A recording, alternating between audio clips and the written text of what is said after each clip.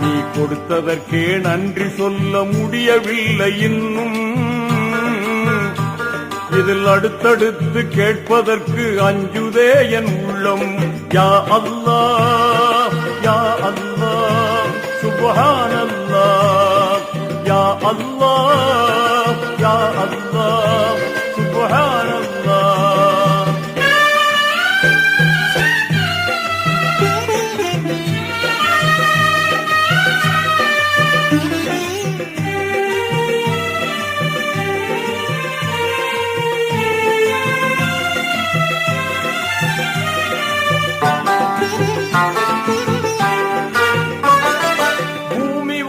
மண்டலங்கள் பொருத்தமாக படைத்தாய். அதை புரிந்து கொள்ள புலன்களையும் திருத்தமாக அமைத்தாய்.